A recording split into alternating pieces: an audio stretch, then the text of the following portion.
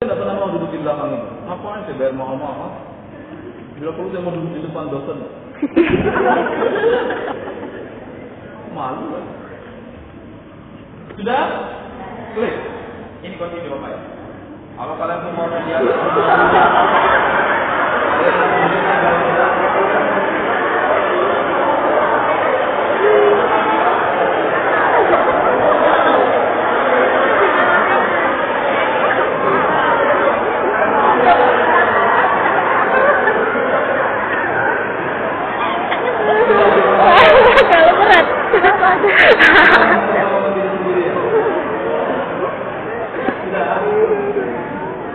Kalau skor 30 sampai 49 di dalam golongan dulu, skor 10 sampai 29 terindikasi kalorinya, skor di bawah 10 terindikasi golongan negatif.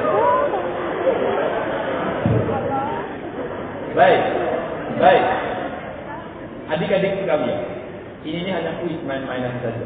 Berapapun skor kalian tidak pernah berimplikasi serius ataupun punya relevansi dengan apakah kita baik atau buruk dan seterusnya. Tidak ada. Karena galau itu memendam perasaan adalah hal yang sangat manusiawi dan lumrah. Sebelum saya bahas, saya akan kasih kalian sebuah cerita. Ada Karin, kisah cinta paling romantis itu deh, bukan kisah Laila Majnun, bukan Shakespeare yang Romeo and Juliet, bukan pula cerita-cerita ayat-ayat cinta, apalagi novel-novel versi saya, yang jatuh sama manusia, angkasa bersama Rosi, bagaimana, nggak ada apa-apa. Justru kisah cinta yang sangat romantis yang pernah ada bagi kalian yang Islam adalah datang dari sepasang anak manusia yang kisah cintanya menarik. Nih, dua orang ini dia, ya, cowoknya ini diambil oleh bapaknya si cewek. Diambil karena di negara dia, di kebudayaan mereka memang suka ambil anak saudara gitu dipelihara di rumah, disuruh jadi pelihara itu tempat asli. Sorry, salah kata-kata. Baik, karena kita susah dengan kata-kata. Aku sampai mereka di berdebat banyak yang mau. Kalau berdebat itu kan biasa aja. Boleh kalau saya diasuh di rumah bapaknya si cewek ini tadi. Karena dia diasuh, tentu saja ketika yang ceweknya ini tadi masih kecil, boleh jadi dia yang menyuapin masih kecil, nemenin main dan seterusnya. Detailnya kita nggak tahu karena tidak pernah cerita secara langsung. Nah, mereka berdua tumbuh besar dalam satu rumah dan tidak ada yang tahu dua orang anak manusia ini saling jatuh cinta satu sama lain. Tidak pernah. Yang cewek ini berkali-kali didatangi oleh bangsawan di negara mereka, dipinang, bolehkah kami meminangkan daging Anda dan seterusnya. Si ceweknya diam saja, tapi dia tidak mau dengan pinangan-pinangan tersebut dan bapaknya juga menolak pinangan-pinangan tersebut. Apa yang terjadi kalau diterima salah satu pinangan tersebut? Dua kisah cinta mereka gagal juga kan? Pun sama. Yang cowoknya ini, karena saja cowoknya ganteng, pintar, membanggakan, berkali-kali ditawarkan untuk menikah dengan banyak gadis lainnya, tapi tidak pernah kejadian karena cowoknya. Mereka memendam perasaan satu sama lain, yang konon menurut salah satu pendapat bahkan setan pun tidak tahu perasaan itu. Betul, setan itu tidak sehebat setan yang kita bayangkan. Karena kalau kalian tertutup, dia tidak bisa tahu. Karena yang tahu semua itu malaikat, kan? Nanti jadi ahli fikih lagi. Mereka pendam perasaan tersebut, setetes pun tidak keluar. Lantas bagaimana mereka akan bisa berjodoh dong kalau mereka tidak saling kasih tahu? Kan tidak masuk akal dong, tidak ada satu pun yang mengambil inisiatif, tapi mereka bisa berjodoh. Karena itulah jodoh di tangan Allah. Dalam kisah ini Allah sendiri yang turun langsung intervensi memutuskan mereka berjodoh, kan? Maka si cowok ini disuruh melamar si cewek tersebut. Disuruh melamar, cowoknya bingung. Aku tidak punya apa-apa. Apa yang saya bisa kasih sebagai masyarakat? Maka dia dikinjillah, dia melamar dengan, nanti kalau baca detail ceritanya di buku ada. Akhirnya mereka menikah. Dua anak manusia tersebut adalah Ali, betul, anak Rasul.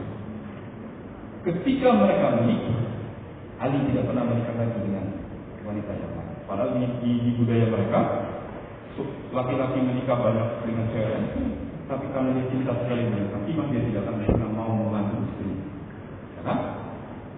Fatimah, walaupun anaknya Rasulullah, membuktikan cintanya dengan bekerja sebagai ibu. Paham ceritanya? Itulah kisah cinta yang paling menakjubkan yang pernah ada konkret. Satu adalah khalifah, satu adalah anak Nabi. Maka kalau kalian hari ini bertanya, Bang Terry, mana ada sih? Kalau kita tidak bilang, tidak akan kejadian dong urusan dan seterusnya. Pertanyaannya, seberapa percaya kalian dengan takdir dalam kehidupan? Nah, kita akan bahas beberapa hal. Nah, adik-adik sekalian, bolehkah kita jatuh cinta? Boleh. Tidak ada satupun mazhab ataupun pendapat ulama yang melarang jatuh cinta. Boleh.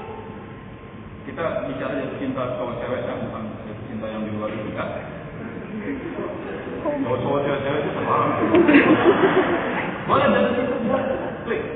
Tapi problemnya adalah lantas kenapa? Klik. Lantas kenapa? Bang Terry, aku suka sama dia.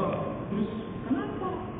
Kalau kalian tahu soalnya, misalnya, aku suka dengan dia Bang Terry dan saya pengen menikah.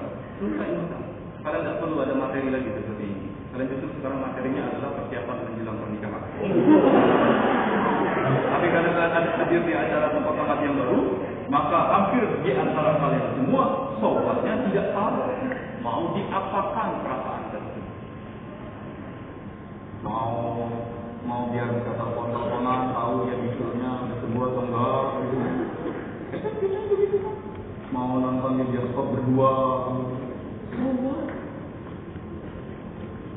Hari ini saya hanya akan menyisipkan beberapa prinsip-prinsip dalam menyikapi perasaan yang itu semua ada di buku Berjuta Rasanya dan Sepotong Hati. Prinsip yang pertama adalah kekuatan tidak hilang. Ada sebuah nasihat orang tua dari zaman dahulu yang saya tidak tahu kalau kalian masih percaya juga. Ketika kalian menyukai seseorang, maka rumus yang sangat cemerlang justru sebaliknya, bukan segera hilang. Tapi Bang Terry, nggak masuk akal Bang Terry. Aku suka malah nggak disuruh bilang ke dia. Hei, saya kasih kalian sebuah kisah yang mungkin menarik. Anggap saja. Ada dua anak muda tinggal di kampung pedalaman. Kita sebut saja cowoknya namanya Bambang. Si ceweknya namanya, siapa namanya? Ani, ya. Dia cocok sama Pak SBY dan di kampung ini, anak-anak remaja menikah di usia 15 tahun. Jadi lulus SMA, lulus SMP, karena mereka harus sekolah SMA di kota jauh, jadi mereka menikah biasanya itu, jadi langsung jadi kan. Tapi dua pasang anak manusia ini berbeda nasib hidupnya. Mereka tahu satu sama lain saling menyukai, tapi mereka saling menyimpan perasaan tersebut. Mereka memutuskan untuk melanjutkan pendidikan. Si cowok si Bambang pergi ke kota mana, si Ani yang cewek pergi ke kota mana.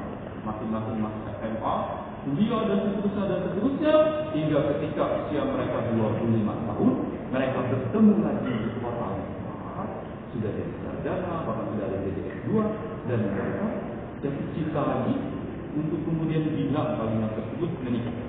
Apa yang terjadi kalau ketika masih remaja mereka sudah bilang kalimat tersebut? Mereka menikah dan mereka kehilangan kesempatan untuk memperbaiki diri sendiri.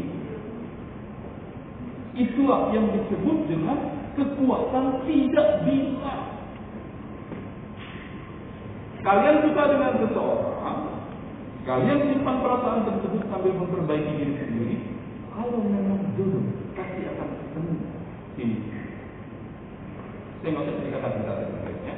Yang kedua, dunia itu sempit. ini operatornya malah